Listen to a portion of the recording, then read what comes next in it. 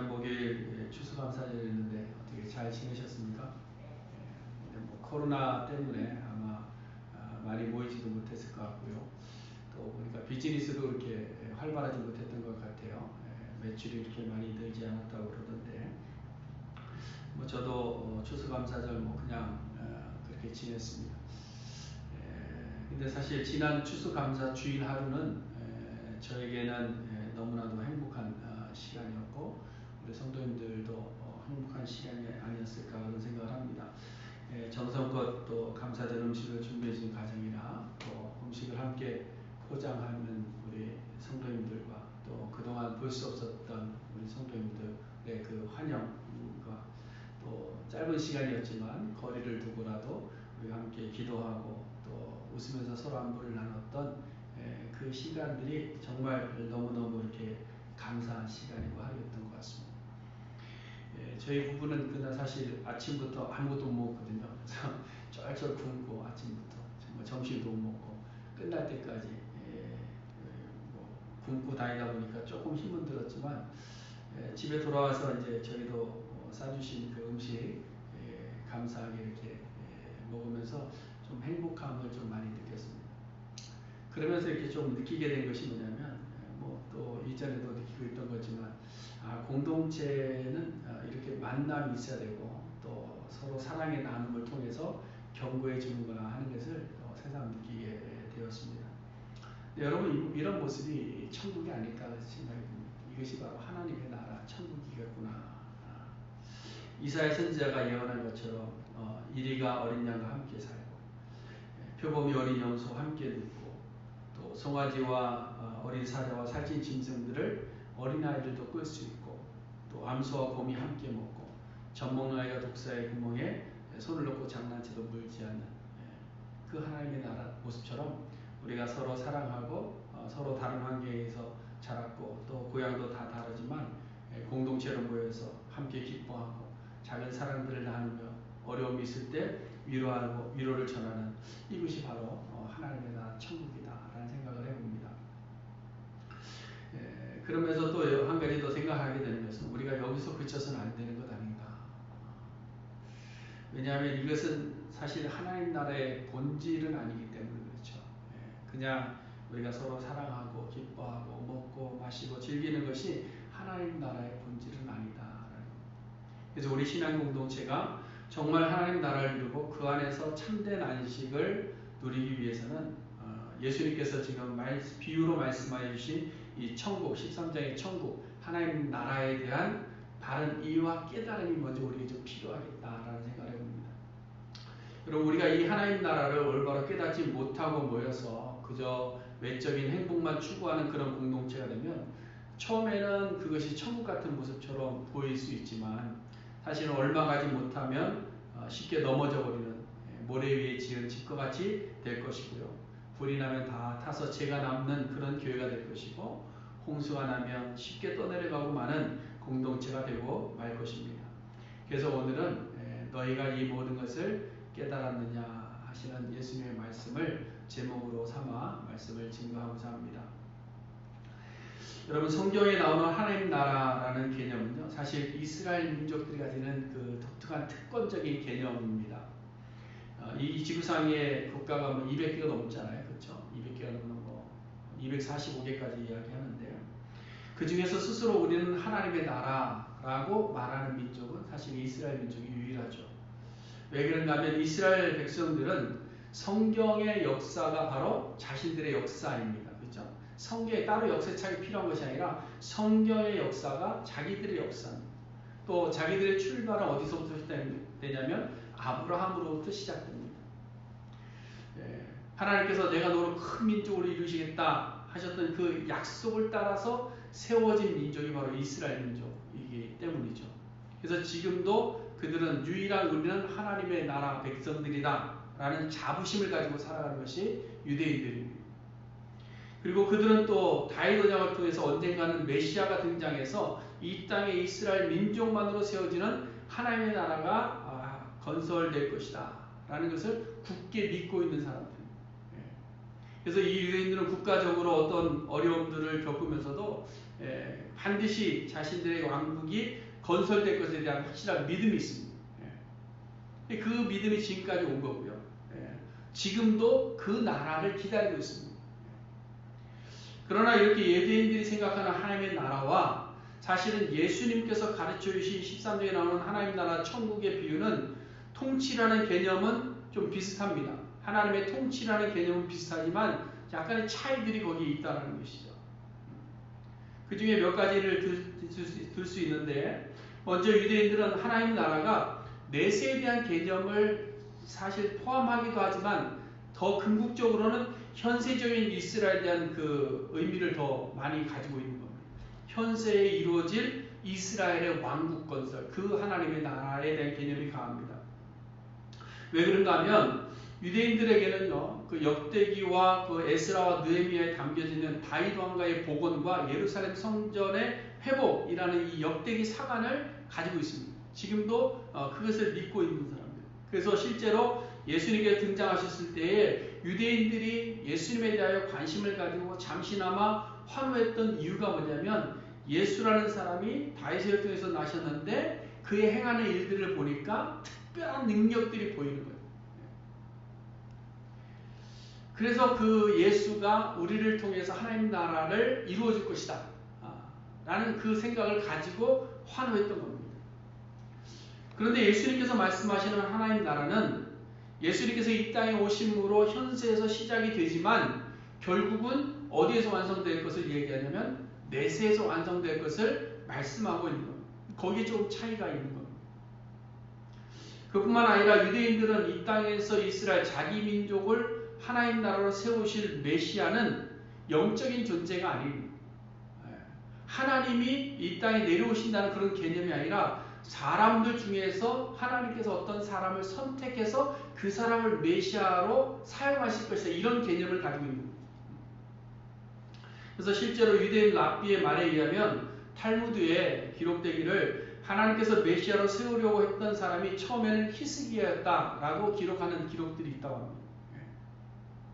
이 말은 유대인들의 생각에는 어떤 사람이라도 하나님께서 그를 메시아로 세울 수 있다라는 가능성을 가지고 있는 거죠. 그래서 하나님이 직접 오실 것에 대한 생각은 없는 겁니다. 그냥 사람의 몸을 입고 나시는데 다윗의 혈통에서 태어나서 토라에 능하고 하나님과 영적 교류가 있는 사람을 하나님께서 선택하여서 그 사람으로 하여금 이스라엘 왕국을 이 땅에 이루어 주시고, 이런 개념을 가지고 있는 겁니다.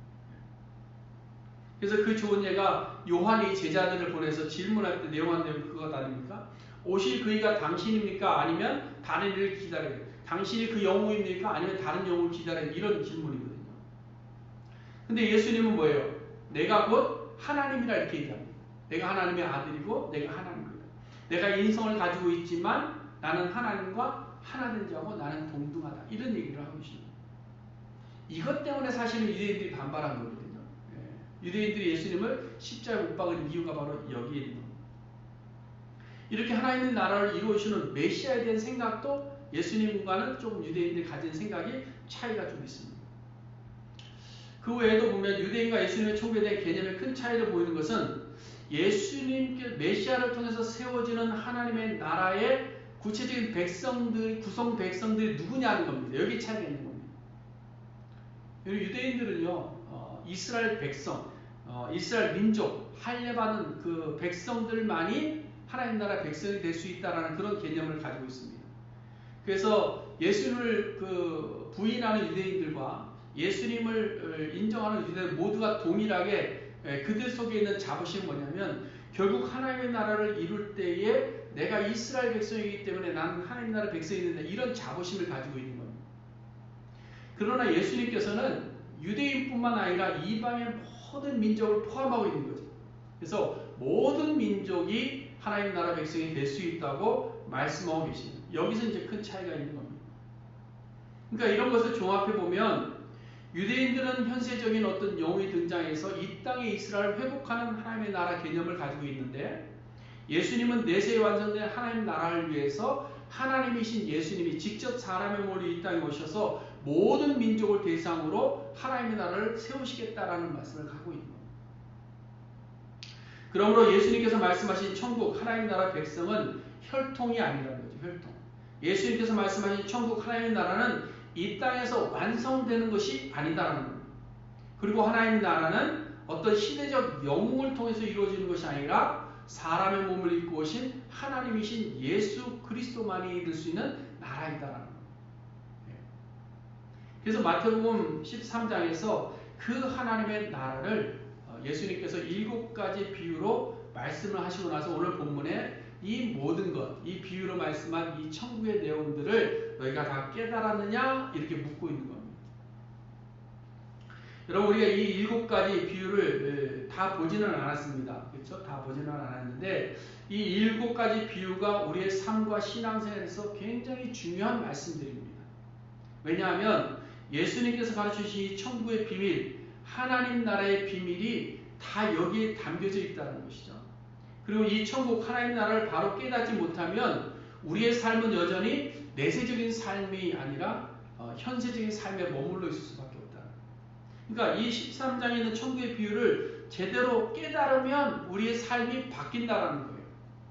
이 천국이 있다는 것을 분명히 알게 되면 우리가 이 땅 어떻게 살아야 되는지를 알 수 있다라는 사실입니다.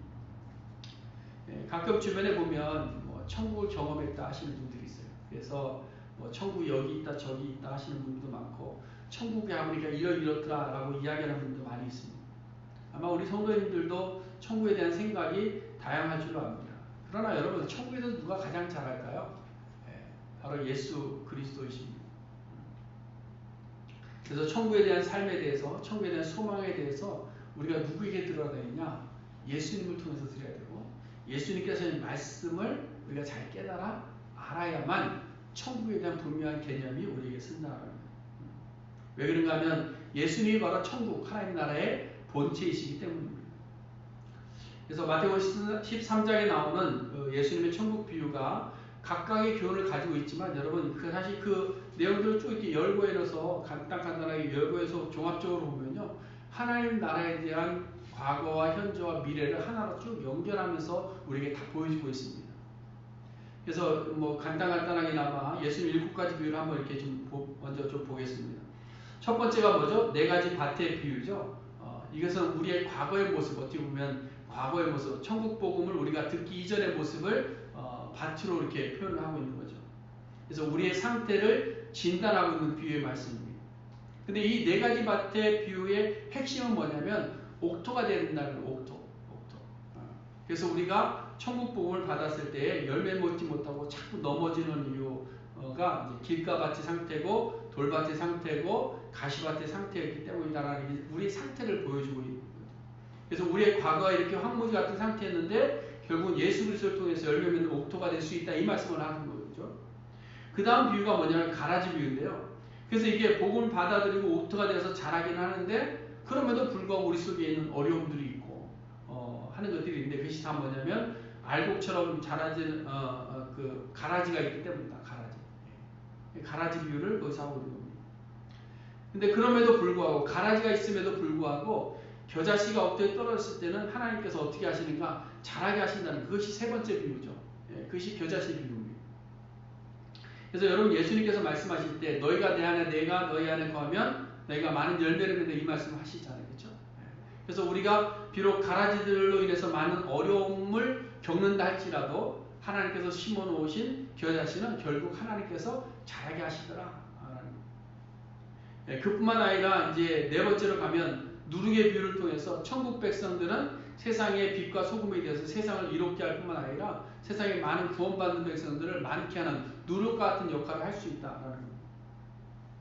이렇게 될 수 있는 근거가 뭐냐면 이제 그 다음에 나오는 감추인 보화의 비유입니다.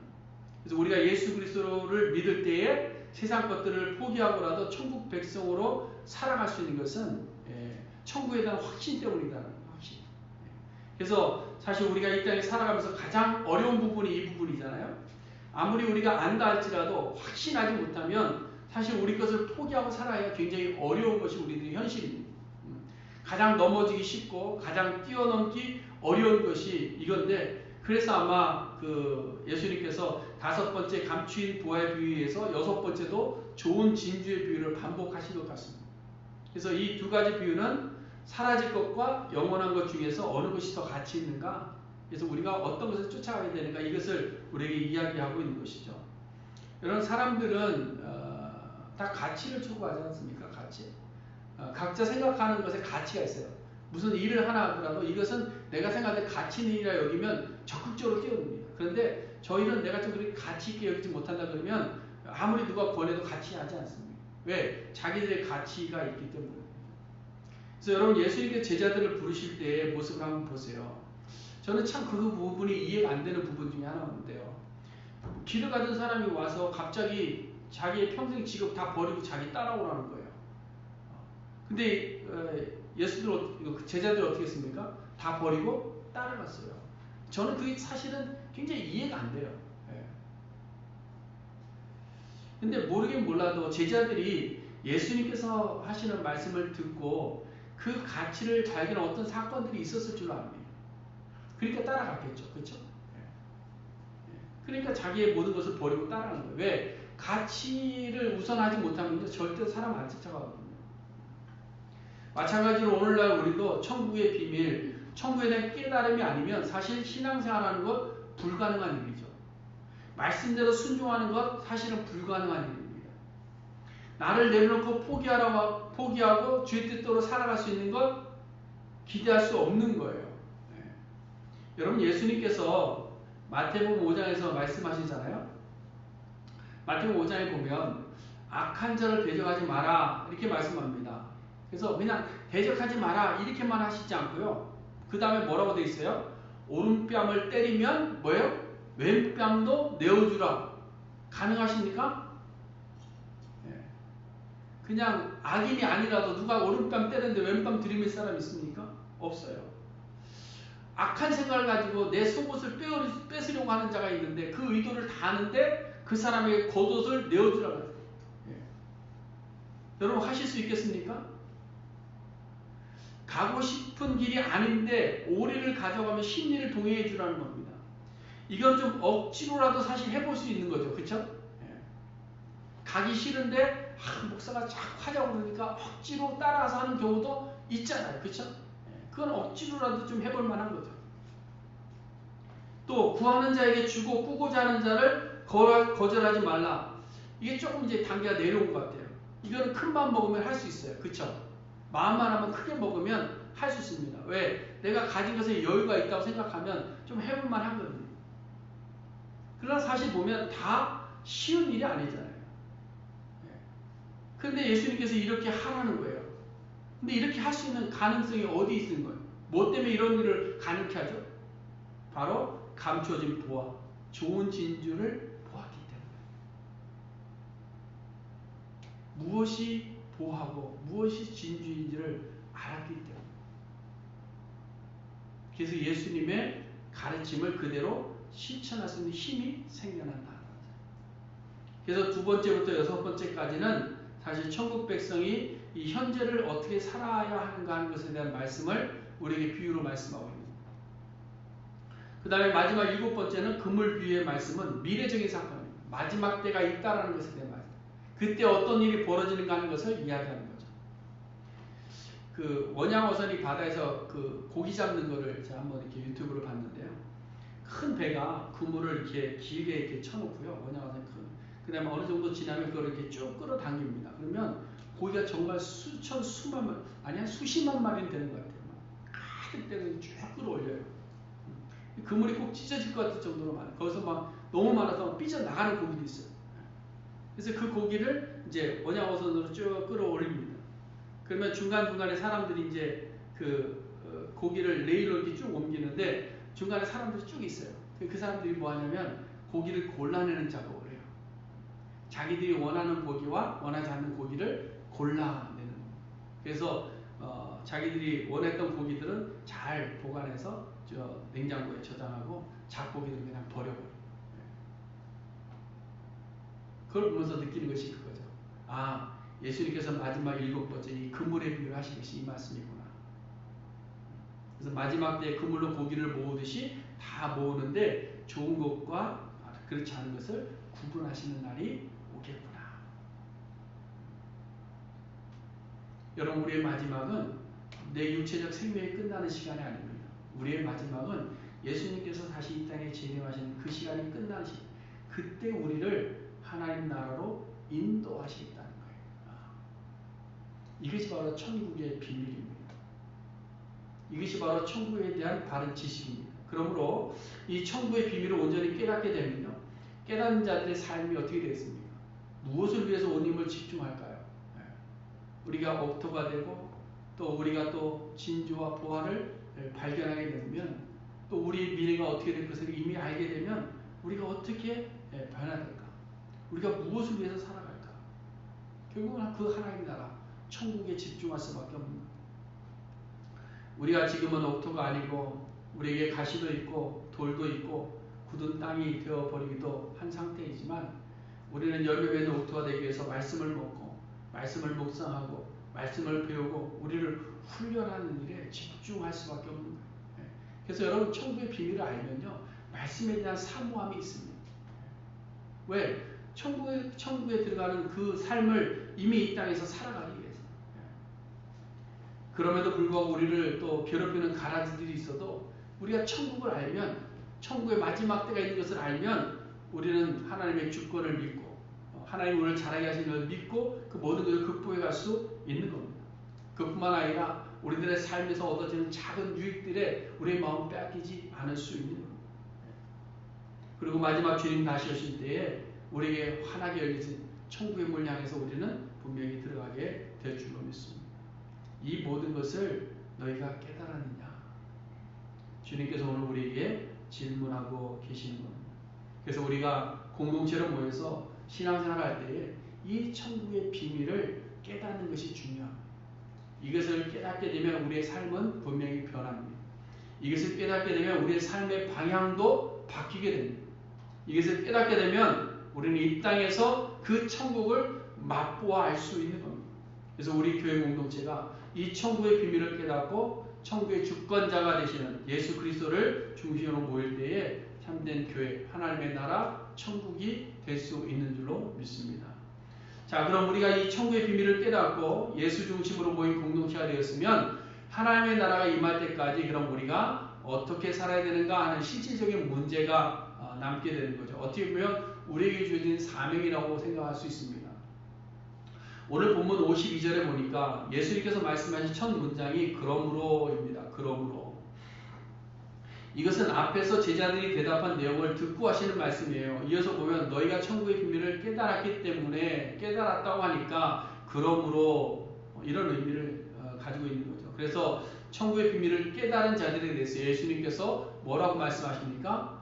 천국의 제자된 서기관이다 이렇게 표현하고 있는 거예요. 여러분 서기관이란 우리가 성경에서 좀 이렇게 부정적인 의미를 좀 많이 가지지만 서기관의 그 직책은 뭐냐면 전문적인 학자의 의미를 가지고 있는 겁니다. 전문성을 가진 거죠. 그래서 세상 가운데 모호한 것들에 대한 답을 제시할 수 있는 어떤 지식인들을 의미하는 거예요. 그러다 보니까 이 말씀을 오늘날의 어떤 신학자들이나 어떤 교회 목회자들로만 보는 경우가 많이 있습니다. 그렇게 볼 수도 있어요. 그러나 예수님께서 지금 말씀하시는 서기관은 단순히 직업적인 서기관들을 이야기하는 것이 아니고요. 예수님께서 가르쳐주신 천국의 비밀을 깨달아 알게 된 제자들을 통칭해서 서기관이라고 표칭을 하고 있는 거예요. 다시 말해서 천국에 대한 비유의 말씀을 듣고 천국의 의미를 깨달아 알게 된 자들은 다 뭐다? 천국의 제자는 서기관들이다. 이런 의미를 가지고 있는 겁니다. 그러므로 우리 중에서도 천국의 비밀을 깨달은 자들은 뭐예요? 어느 누구나 저를 포함해서 장로님이나 권사님이나 집사님이나 성도님이나 모두가 동일하게 천국의 제자된 서기관들이다라는 사실이에요. 자, 그럼 이 서기관들이 무엇을 해야 되는가? 오늘 본문을 다시 보시면 새 것과 옛 것을 그 국간에서 내오는 집주인 같다 이렇게 표현합니다. 이게 무슨 말인가 하면 천국, 하나님 나라의 개념은 새로운 것이 아니라는 겁니다. 그래서 예전에 예언되어졌던 하나님의 나라, 예전부터 말씀하셨던 옛것의 하나님의 나라와 새로 오신 예수 그리스도의 새것의 하나님의 나라를 모두 다 설명할 수 있고 그것을 가르칠 수 있고 그것을 이야기할 수 있는 서기관의 직책을 가져야 된다는 것을 이야기하고 있는 거예요. 여러분 하나님의 나라라는 개념은요, 예수님께서 오셔서 예수님이 새롭게 이야기하신 것이 아니잖아요. 그렇죠? 그래서 예수님께서 마태복음 5장 17절에 말씀하시기를 내가 율법이나 선지자를 폐하러 온 줄로 생각하지 말아라. 폐하러 온 것이 아니라 뭐하러 왔다? 완전하게 하려고 왔다. 이 말씀은 완전하게. 예수님께서 이 땅에 메시아로 사람의 몸을 입고 오신 것은 옛것을 지워버리고 새것으로 등장한 것이 아니라는 겁니다. 예수님께서 전하신 천국의 비밀이라는 것이 감춰졌던 것이 아니고 새로운 예수님의 선언이 아니고 이미 예전부터 예언되었던 것을 예수 그리스도를 통해서 완성시키셔서 새 것이 되게 하셨다는 것을 의미합니다. 그것을 가르칠 수 있고 그것을 증언할 수 있고 그것을 전할 수 있는 자들이 바로 서기관입니다. 그래서 너희가 바로 그 서기관이 된다라고 이야기합니다. 여러분 이것이 왜 중요한가 하면 예수님을 메시아로 구원자로 인정하지 않는 유대인들은요 이 신약의 말씀을 인정하지 않아요. 그래서 그들은 지금도 토라, 구약 성경만을 정경으로 인정합니다. 그러나 유대인 안에서도 예수님을 메시아로 인정하는 사람들이 있어요. 메시아닉 주라고 부르는데요. 그 사람들은 신약의 말씀을 또 인정을 해요. 그래서 그들이 하는 말은 뭐냐면 신약에 나오는 예수 그리스도를 알면 구약의 모든 예언을 완성하게 된다는 것을 강조합니다. 그래서 유대인들 중에서 두 부류가 있어요. 그런가 하면 오늘날에는 구약과 십계명의 폐기를 주장하는 그런 새로운 사람들도 있어요. 구약은 폐기됐다. 십계명은 폐기됐다. 그러니까 우리는 예수님께서 가르치신 말씀만 잘 들으면 된다. 이런 말씀을 하고 있어요. 그래서 새 계명, 내가 너에게 새 계명을 주노니 서로 사랑하라. 이 말씀에 포커스를 두는 그런 분들이 있어요. 그러나 여러분 요한일서 2장 7절과 8절에 보시면 사랑하는 자들아 내가 새 계명을 너에게 쓰는 것이 아니다 이렇게 있잖아요. 그렇죠? 너희가 처음부터 가진 옛 계명이다. 옛 계명은 너희가 이미 들은 바 말씀이거니와 내가 다시 너에게 새 계명을 쓰노니 이런 말씀합니다. 완성된 것을 이야기하고 완성. 그뿐만 아니라 신약의 예수님께서도 보시면 구약을 옛것으로 치부하지 않았습니다. 그래서 예수님께서 구약의 옛것을 그대로 다 따르셨어요. 그렇죠? 그래서 예수님은 다시 혈통을 통해서 이 땅에 태어나셨고 또 율법을 따라서 나자마자 정결의식을 행하셨고 또 절기의 성전에 올라가셨고 또 회당에 들어가셔서 말씀을 가르치셨고 또 이사의 글을 읽으셨고 이사의 글을 인용하셨습니다. 결코 옛것을 끝났다고 말씀한 적이 없었어요. 예수님. 만약 예수님께서 옛것과 새것을 구분하셨다고 한다면 완성이라는 표현을 하지 않았을 겁니다. 그렇죠? 완성이라는 것은 이미 시작된 미완성을 완전하게 이루었다는 의미를 가지고 있는 거니까요. 그래서 여러분 우리가 성경을 잘 배워야 되는 거예요. 성경. 그래서 구약 성경도 우리가 잘 배워야 되고 신약도 잘 배워야 되는 거예요. 성경이 무슨 각각 주제를 종합해 놓은 백과사전 같이 보일 수도 있는데요. 그냥 하나하나만 뜯어서 생각하게 되면 다른 이상한 논리들이 나올 수 있어요. 그러나 성경은 각각의 주제를 사실은 하나님 나라라는 큰 틀에서, 그렇죠? 하나님 나라라는 큰 틀 속에서 예수 그리스도라는 그 중심, 유일한 주인공을 중심으로 해서 기록된 것이 하나님의 말씀입니다. 그래서 하나님 나라가 어떻게 이루어져 가고 그 하나님 나라에서 예수 그리스도가 어떤 위치에 있는지를 깨닫게 하기 위해서 우리에게 성경의 구약과 신약을 우리에게 다 말씀하고 있는 거예요. 그래서 우리가 이 구약과 신약을 성경을 잘 깨달아 알아서 많은 사람들에게 새 것과 옛 것을 내오는 집주인과 같이 되어야 된다. 전문성을 가져야 된다. 이 얘기를 하고 있는 거예요. 그냥 천국이 있대 그것이 아니라 구약에서 이렇게 예언되어졌는데 예수님께서 그 예언으로 이 땅에 오신 것을 우리가 드러낼 수 있고 그것을 보일 수 있어야 된다. 그래서 여러분 성경은 목사만 알고 나는 몰라도 되는 것이 아닙니다. 나는 목사도 아닌데 뭐 성경 연구까지 하냐고 그런 분들이 있어요. 그냥 모르면 목사님 물어보면 되죠 하는 그런 분들이 있어요. 근데 아닙니다. 여러분 오늘 본문에서 예수님께서 하시는 말씀을 좀 잘 들으셔야 됩니다. 예수님께서 먼저 질문한 것이 뭐였죠? 이 모든 것을 깨달았느냐? 이 모든 것을 깨달았느냐? 그때 제자들이 한 대답이 그러하오이다. 모든 제자들이 대답하는 내용이에요. 그래 그럼 너희는 천국의 제자된 서기관들이 되었으니까 이제부터 옛것과 새것을 고가의 내용으로 집중같이 되는 삶을 전문적인 삶을 살아라. 전문가다운 삶을 살아라. 그래서 내가 알고 있는 그런 천국 파라다이스를 이야기하는 것이 아니라 하나님이 구약에서부터 말씀하시고 신약에서 완성하신 그 천국의 비밀을 전할 수 있는 자가 됩니다. 그래서 천국의 비밀을 깨닫고 신앙생활하는 자와요, 깨닫지 못한 상태에서 신앙생활하는 자의 차이가 여기 있는 겁니다. 저는 예수님께서 하신 말씀 중에 마태복음 7장 21절 상반절 말씀이 굉장히 무섭습니다. 거기 보면 나더러 주여 주여 하는 자마다 다 천국에 들어갈 것이 아니다 이렇게 되어 있잖아요. 그렇죠? 여러분, 천국은 우리의 소망이고 천국은 우리의 목표인데 나더러 주여 주여 한다고 다 천국에 드는 것이 아니래요. 저는 모태신앙으로 자랐고요, 또 목사로 사역했지만 그렇다고 다 천국에 드는 것이 아니라는 것 같이 들려지는 겁니다. 그래서 이 말씀을 오늘 본문의 말씀과 연관지어 생각해 보면 입으로만 주여 주여 한다는 것은 천국의 비밀을 다 깨닫지 못하고 신앙생활을 한다는 말이겠죠. 그렇죠? 밭에 감추어진 부활을 알면서도 내 자신 것을 포기하지 못하고 있다는 것 아니겠습니까? 좋은 진주라는 말을 들었고 가르치지만 가지고 있는 내 진주가 더 소중해서 놓지 못하겠다는 거죠. 사랑하는 성도 여러분, 우리가 오늘 이 천국의 비밀을 깨닫고 주님께 대답할 때 그러하오이다 라고 대답할 수 있기를 바랍니다. 아직도 이 천국의 비밀이 무엇인지를 잘 모르겠다고 하시는 분들이 계시다면 오늘 집에 돌아가신 한주간 동안 이 13장의 비유로 하신 예수님의 말씀들을 하나하나 다시 한번 묵상하시고 기도하시고 연구해 볼 수 있기를 바랍니다. 그리고 이 천국의 비밀을 깨닫고 신앙생활을 다시 시작하면 되는 거예요. 다시. 그러면 이전의 신앙생활과는 확연하게 다른 우리의 신앙의 삶의 모습을 보게 될 겁니다. 이제 말씀을 정리해 봅니다. 여러분, 추수감사절이 지난 오늘부터 성탄주일까지를 우리가 그냥 대강절이다 이렇게 해서 지키고 있습니다. 대강절은 기독교 역사 속에서 그 그레고리우스 대제가 공식적으로 이렇게 인정한 그런 절기인데요. 사실 이 대강절을 지키도록 한 것은 예수 그리스도를 묵상하는 시간을 좀 장려하기 위해서 만든 목적을 가지고 있습니다.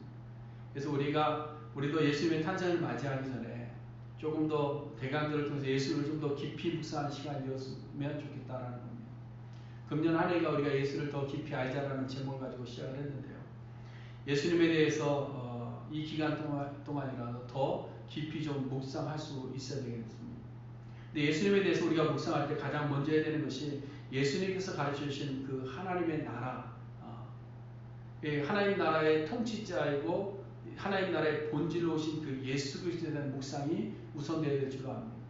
그래서 우리가 예수님께서 가르쳐 주신 이 천국의 비밀을 바로 깨닫지 못하면 우리는 유대인들처럼 현세적 천국의 완성자 예수만을 기다리게 될 겁니다. 그러나 예수님께 전하여 주신 천국은 이미 시작되었지만 아직 완성되지 않았기 때문에 그때까지 우리의 마음을 기경하여 옥토가 되게 하고 또 우리의 삶 속에서 만나는 환난 가운데 인내하고 세상의 어떤 헛된 것과 천국을 바꾸지 않고 마지막까지 그 나라를 사모하며 승리하는 자가 되라는 그 말씀을 우리 마음속에 깊이 인식하고 못을 박는 그런 우리 모든 시간들이 될 수 있기를 바랍니다. 그러므로 이제 우리가 이 천국의 비밀을 깨달아서 그냥 아는 자들이 되는 것이 아니라 그냥 아는 자들이 깨닫는 것은 내가 어그리한다는 겁니다. 내가 어그리한다. 그래서 옛것과 새것을 그 곳간에서 내어서 세상 가운데 내어줌으로 하나님 나라가 더욱 확장되는데 쓰임받는 우리 모두 누룩과 같은 성도님 될 수 있기를 간절히 소원해 드립니다. 기도하겠습니다.